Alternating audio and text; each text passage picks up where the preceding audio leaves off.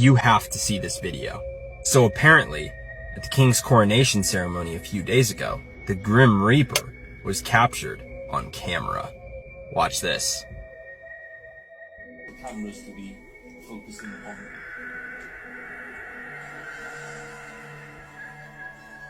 So what do you guys think? Was this just someone that walked by that happened to look like that? Was this a ghost? Or was this actually the Grim Reaper? Listen, there's a show in Mexico called The Laundresses. 2 women are hosting it. They just air out their dirty laundry on television, literally and figuratively. So the whole setup is they're outside on a set and they're folding clothes and washing them in buckets. They're hanging them to air dry. That's what they're supposed to do. There's a guy DJ on the side who's like DJ setup is on a bucket and he just be remixing music and sound effects for them.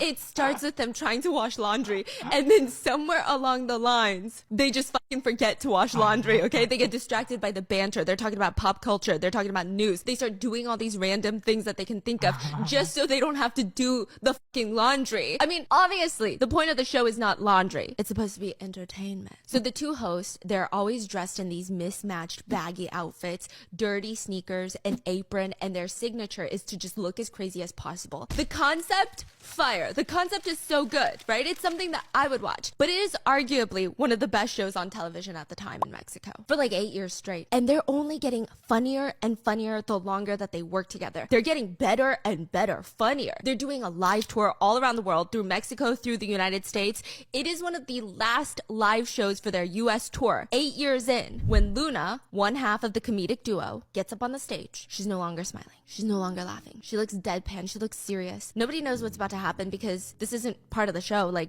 this never happens. And she starts off by thanking the crowd for following their journey for so many years. Panini, the other half, silent. She looks like she's holding her breath, like some shit's about to go down. And Luna is personally thanking the audience, and then she says, something happened between me and Panini, and the only thing that I will tell you is that I forgive everything that's happened. Even if she's wronged me, even if she did something to me, I ask you to please respect her, because if I was the one who made a mistake, I would like to be respected and not attacked. And with that, we are canceling our show after 8 years. Whoa. Bro, basically, this is a really media-trained way of saying Panini did me so fucking dirty that it's time for me to stop seeing this bitch every day at work. That's what it meant. Wow. So this news breaks out because they're doing it in a live tour show. It's not like to the news stations. It's just a group of people in the audience. So they start tweeting it. They start like posting these videos about it. The news is everywhere, and everyone, they've got no idea what's going on, but they know that they're on Luna's side. Even after the first speech, you can hear people in the audience scream, "You're a strong, independent, amazing woman, Luna." But like, what happened? Yeah, nobody knew what happened. No. And this will be later called the real life case of Marry My Husband. People actually think Marry My Husband, maybe the webtoon author read about this case and then got inspired by it, because it is so on the dot. It's kind of crazy. Where in the end, the best friend will steal her bestie's husband, sleep with her husband, marry her husband, steal her children, and announce her pregnancy to her best friend's husband, and then her best friend will die from cancer. It's like literally the plot to Marry My Husband, but if Gia didn't come back alive and like actually died from the cancer. Inumaki has just officially joined the battle. Oh my god, JJK chapter 263 spoilers. Yeah, so this man Yuta Gojo and Sukuna were throwing hands, and he started charging up with a reversal red, and they started getting into a domain clash. And then what's this? We see something behind Sukuna. Obviously, these are the raw spoilers right now. We don't have the translations yet, but they should be out soon. And oh my god, bro. Pulling up in the middle of the domain clash. Insane. The GOAT, Inumaki, is here, and the chapter ends with Sukuna literally just accepting his fate. No, probably not accepting his fate, but bro is literally charging up by Hala Purple like he's about to finish the job. Now, honestly, I don't believe Sukuna's going to be done from this, but I do think it will do a very good amount of damage, and I do think that it will get him closer to being put into that casket, finally. But yeah, there was a lot of heavy dialogue in this chapter. I'm going to wait for the full translations to talk about that, and it was only 13 pages this week, but hey, Inumaki's back. Looks like Sukuna's about to get packed up. This is your official reminder that there's going to be a nova explosion in the sky that everyone is going to be able to see, and if you want to make sure you don't miss it, you're going to want to watch this video. So we're about to be able to witness the explosion of the Blaze star from Earth after it happened literally 3,000 years ago, which is crazy. So NASA is expecting from anywhere literally right now tonight all the way up until September, the world is going to bear witness to the formation of a new star and see a nova explosion in a glorious display. We're actually going to be live streaming this entire event on TikTok, so if you want to make sure you don't miss it, you're going to want to make sure you add me so you can come to that. And by the way, for the live stream, we're going to be using all 3 of these different smart telescopes. That way we can show everybody really close and in detail of what the star explosion is going to look like. So again, make sure you come. And then also we have this really big telescope too, and we're going to be using this for the stream as well. So again, just make sure you add me so you don't miss whenever that happens. So I'm not able to tell you the specific day that we're going to be going live because we obviously don't know when it's going to happen. So again, just make sure you add me because I will post multiple videos to remind you, and then we'll obviously be streaming the entire thing. This man murdered his son to try and stop the world seeing these photos. It was 2012 in picturesque Colorado. Mark Redwine had been divorced twice and had 2 children with his ex-wife Elaine. The pair were actually in the midst of a bitter custody battle over 13-year-old Dylan Redwine. Now, Dylan had expressed to his brother Corey that he felt uncomfortable spending time with his dad. It would only later be revealed the potential reason for this. Some horrifying, disturbing selfies that the brothers had found in 2011. On the 18th of November, Mark picked up Dylan from the airport. Dylan had finally agreed to go and spend some time with his dad. CCTV from the airport showed the pair barely interacting when they saw each other. Texts from Dylan's phone actually show that he had arranged to meet up with a friend the next morning at 6:30 a.m. His last text that night was at 9:37 p.m. Dylan never showed up to meet his friend the following day, and his friend texted him at 6:46 a.m. He was really worried when he never got a reply. Mark's version of events would later be that Dylan had left that morning and just simply never returned. Now, a huge search of the local area began. Everybody was looking everywhere for missing Dylan. Interestingly, at 11 p.m. that night, Mark's house went pitch black. Now, with a missing child, you would think that Mark would be up all night desperately trying to find the whereabouts of his missing child. Either that, or he would at least leave some kind of lights on so that if Dylan did come home, he could see the house, he could get in. Within days of the disappearance, one of Mark's ex-wives told police something harrowing. He had apparently previously told her that if he wanted to dispose of a body, he would get rid of it in the mountains. He'd also apparently said to her that he would rather kill the kids than let her have them. Obviously, this was very disturbing in the context of the custody battle that was going on. Mark was interviewed on TV and asked about the allegations against him. He appeared quite suspicious on this interview because he was talking about his son in the past tense. An agonizing 7 months passed before Dylan's remains were eventually found. He was only 8 miles from Mark's house, just off a trail. A witness came forward to say that they had seen Mark driving alone in the area in April 2013. The trail that Dylan's body was found off was an ATV trail, so an all-terrain vehicle trail. Mark actually owned an ATV himself. Mark and Dylan's mum actually appeared on the Dr. Phil show shortly after. They were throwing accusations at each other. Interestingly, Mark refused to take a lie detector test. Then a telling discovery was made. In August 2013, police found Dylan's blood in Mark's living room. Cadaver dogs also indicated the smell of death. A cadaver dog also indicated that human remains were present in the washing machine of the home. Cadaver smell was on Mark's clothes and in his vehicle. Mark was arrested for second-degree murder and child abuse. So what was the motive for this crime? As I mentioned, there were some really sickening images that the brothers had found. Dylan's brother stated that the pair discovered the photographs of Mark dressed in women's clothing with human feces all around his face, eating human feces from a nappy. Now, one of the images is just too graphic for me to post on TikTok, but you can easily find this on Google. Dylan and his dad's relationship had been gradually declining. Dylan had actually asked his brother to send him the images that his brother had collected just before the November visit. He said he intended to confront his dad about them. He had no idea this would be fatal. The prosecution claimed that when Mark found out that Dylan knew about these photographs, it triggered a rage in him and he killed Dylan. He was given 48 years in prison for the murder of his son. Antarctica. It's official. There's nothing down there. You can clearly see this water is empty, and hence the rest of the continent must be as well. Like, is that Nah, there's no way. It's definitely just a case of pareidolia. You know, the human tendency to see faces in everyday things. There we go. Myth officially debunked, and if you dare question it with a critical mind, you're harmful to society and must be silenced. Despite dozens of retired Navy officers who were stationed in Antarctica coming out and exposing what they really saw down there.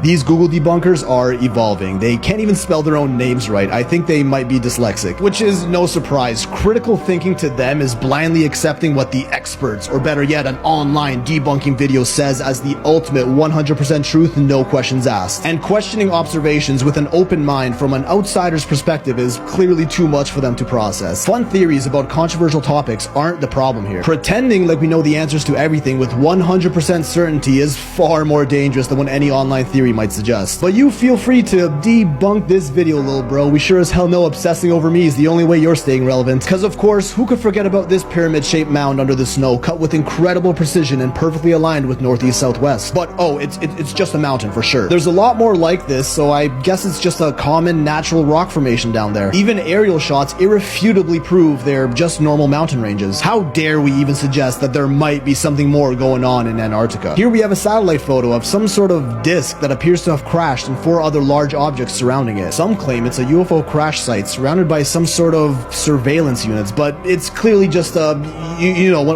near-perfect triangle, also with a crash-landed appearance with an oddly familiar shape. Nah, there's no way. Yet another disc shape up in the Antarctic mountains, and yeah, rocks, definitely, 100%. Interesting that the 1946 Operation High Jump in Antarctica was rumored to have ended early due to flying disc-shaped crafts scaring the Navy out of the area. 14 years later, the Antarctic Treaty is signed, heavily restricting exploration of the continent. This strange, long shape under the snow, another seemingly crash-landy looking site in an oddly similar shape as Oumuamua, a rumored derelict spacecraft that passed through our solar system in 2017 and was later dismissed as just being an asteroid, despite it having almost no characteristics of an asteroid, but I'll cover that another time. To be fair, this one may have just been a boulder that rolled down a nearby cliff. Hey, we just debunked that bit. But some of these other satellite finds are a little less explainable. Like, why are there over 60 monolithic objects lined up deep in the snow in a place that has allegedly never hosted intelligent life? Even more structures in the snow up to 70 feet tall that almost resemble buildings of sorts. And another, even more interesting, triangular shaped structure nearby with a similar height. And of course, the holes. Oh, the holes. Reports of holes everywhere across the South Pole. Like in 2007, Google Earth revealed a 250-foot wide hole with what looks like stairs leading into it. A few months later, it disappears from satellite view. Then in 2019, it reappears but looks totally botched and in lower quality than the image from 10 years ago. But my friends, as we know, that's barely even the tip of the tip. There have been just countless reports of holes in Antarctica heading deep beneath the surface. There's the story in Richard Byrd's diary of the glimmering underground city he flew into in 1946 that I covered in a previous video. Then a retired Navy SEAL who goes by the name Brian spoke out about a mission he went on in Antarctica in the 1980s. While flying over a no-fly zone, he saw a 300-foot wide hole in the ice with tracks around the area leading into the hole. When he got back to his station, an officer and 2 men in suits interrogated him about the no-fly zone violation. The men in suits tell him to never talk about that hole again and to never go back. A few months later, he's told to fly scientists to the Dome, which was a known research station back then. There, he overheard people talking about the hole, saying they're going there to meet visitors. It seemed to me they were talking about like an extraterrestrial or an alien, because they didn't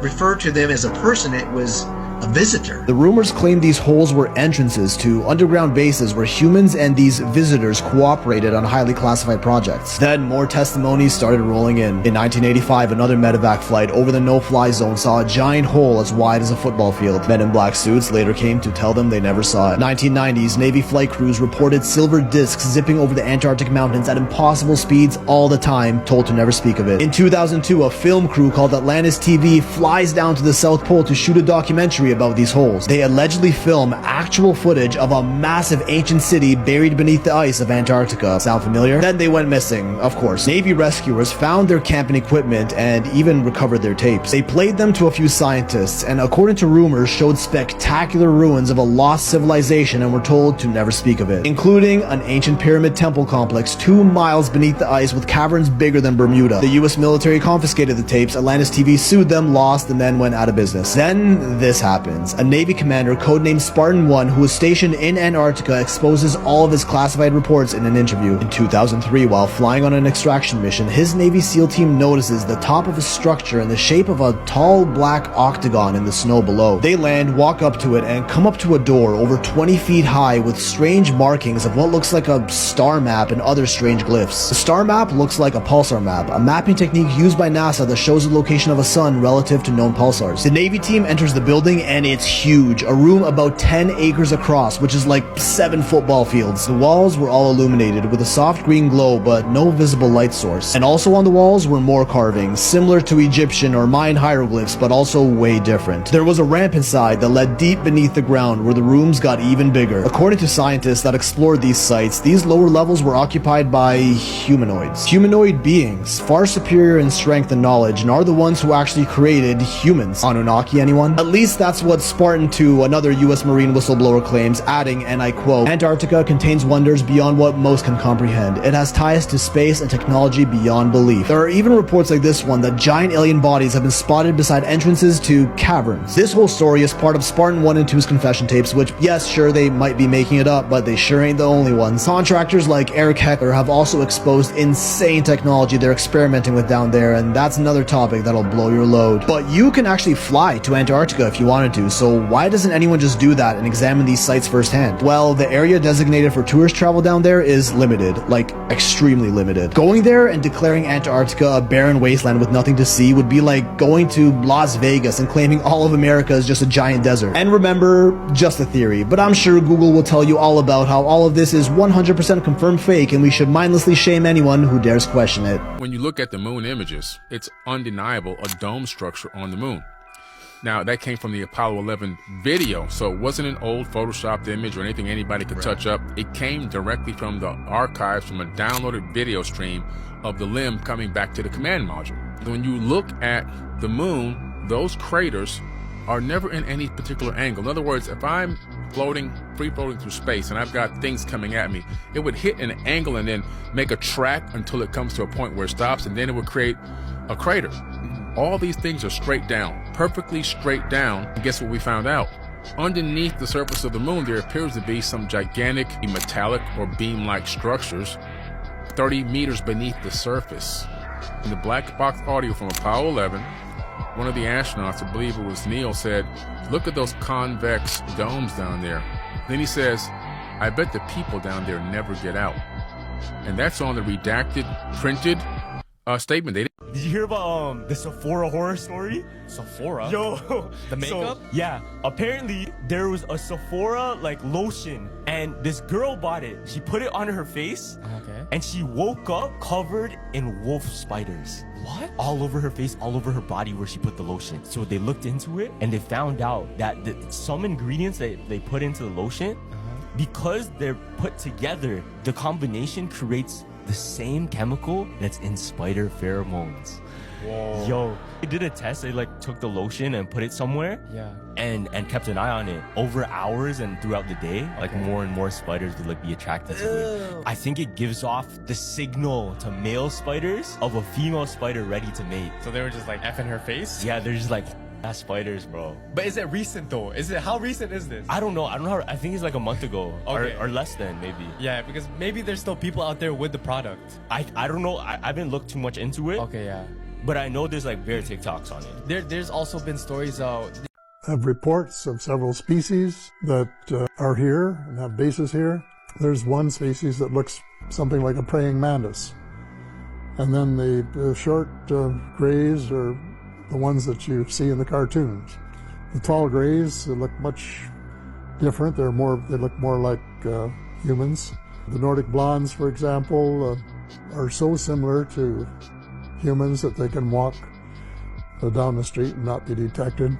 There had, in fact, been face-to-face meetings between United States officials and extraterrestrials from other star systems. I decided to go public and say, for the first time, of anyone of cabinet rank from the G8 group of countries, that UFOs are as real as the airplanes flying over your head, and started back engineering and spending a lot of money on it soon after the crashes. TikTok is rolling out a new feature that will take human creators off the platform, replace them with AI avatars of themselves, who will then sell you stuff you don't need from TikTok Shop. This is breaking news. Now, instead of collaborating with real human creators, brands will be able to shop for AI versions of them in a sort of deep fake marketplace. Choose their favorite and have them promote their products without the creator having to do any work. Which sounds good to me. Everyone seems to think I'm AI generated no matter what I do. TikTok says this new update will add a human touch to their ad content, and I suppose by that they mean removing humans from it entirely. But if you're ugly, don't worry. Brands can also choose from stock avatars generated from paid actors who've already signed their soul away for ad money. So why are TikTok doing this? Well, they revealed that 61% of their users have bought a product after seeing an advertisement for it, and they think people are more likely to buy from an AI. Seriously, who buys stuff from TikTok? That many people. Only just last year, Hollywood actors went on strike to protest this exact same thing, being replaced by AI replicas. But TikTok says this is different because content creators do get some control over the use of their avatars. We can decide if we want our likeness used, set our own rates, and choose which brands can use it. Would you buy from an AI? This is the story of Sarah McLynn and how she violently murdered a man and was diagnosed with DID. DID, dissociative identity disorder, can loosely be defined as a disruption in one's identity by the existence of two or more distinct identity states in an individual. There is a man laying unconscious in his living room. He's knocked out, face first, onto the carpet. He's not dead, at least not yet. Alyssa and Vanessa are standing over him. Alyssa believes this is what this man deserves. This is the only way. They have to kill him, or else. There really is no other option here. She reaches for the zip ties. She nudges his ankles together and starts zip tying them 3 times across, 3 separate zip ties. Vanessa, on the other hand, she does not want to do this. She's screaming in her head nonstop, "Stop, stop. This just needs to stop. This is taking things way too far." When Alyssa has a moment where she is no longer in control, it's like a brief second. Vanessa goes, grabs a pair of scissors, and cuts the man's zip ties off his ankles, essentially freeing him. Alyssa is screaming, "No!" She rushes to grab more zip ties, continues zip tying his legs, his arms together. All the while, Vanessa, all she can do is just helplessly watch what's happening. She watches as Alyssa grabs a knife and plunges it into the man's neck, stabbing him so deeply that she nearly decapitates him. It's over now. They're gonna be safe. Alyssa drops the knife. There's blood dripping down her arms and her hands. The police would later report the victim, the man dead on the living room floor, to be Harold Sasko, and the killer to not be Vanessa, to not be Alyssa, but a single 19-year-old teenage girl named Sarah McLynn. Buzz Aldrin went down there to Antarctica and he made a tweet which got screenshotted and saved by thousands of people, thankfully, before it got deleted the next day. He said that there's people down here that were meeting that were facing the ultimate evil, and they took him to meet somebody that he calls the Master. He said that we have a new enemy that can fly from pole to pole with extreme speed. Why would he make a statement like that? And there's an entire advanced civilization there, including some of the largest pyramids on Earth, right in Antarctica. Some type of exotic energy was draining his batteries on his cameras. He had to try 3 times to get this thing recorded properly. He said exotic energy. The #1 place in the world for technology research is right down there in Antarctica. I believe that as the ice is melting, they're finding remnants of an ancient civilization. We know that Antarctica was not a frozen tundra. These guys are pretty shaken up, you know. You know that from how hard it is for them to talk about what happened, that they went through something. It's pretty clear to see that something happened that affected them in a way that they'll probably never be the same again.